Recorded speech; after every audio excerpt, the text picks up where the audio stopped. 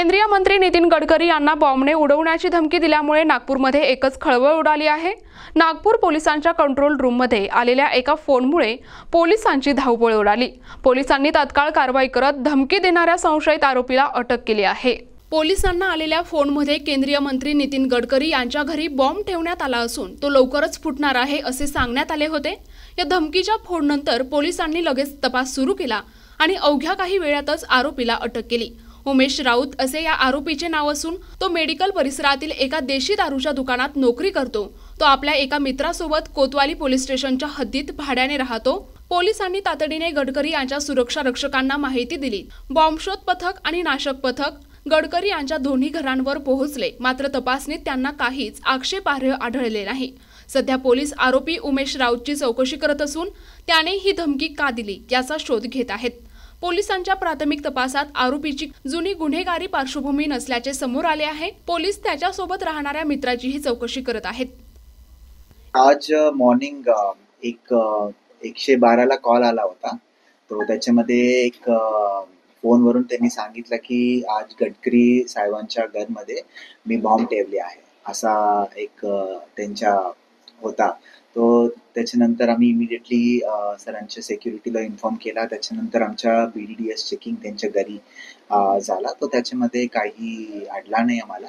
And त्याच्यानंतर आम्ही हे जे कॉलर आहे त्यांना ट्रेस केलेली आहे।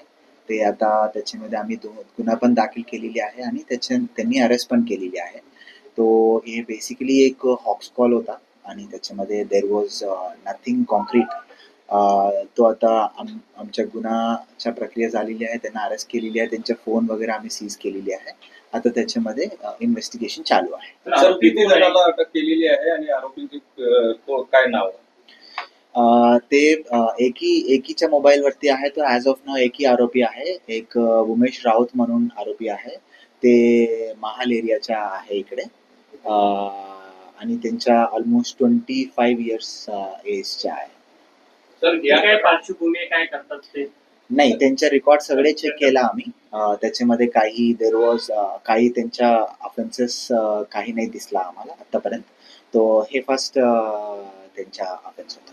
त्याला अटक करण्यात आलाय त्याचं नेमकं काय म्हणणं आहे? कशासाठी कॉल केला होता, काय उद्देश होता? ते उद्देशासाठी आता आमच्या इन्व्हेस्टिगेशन चालू आहे।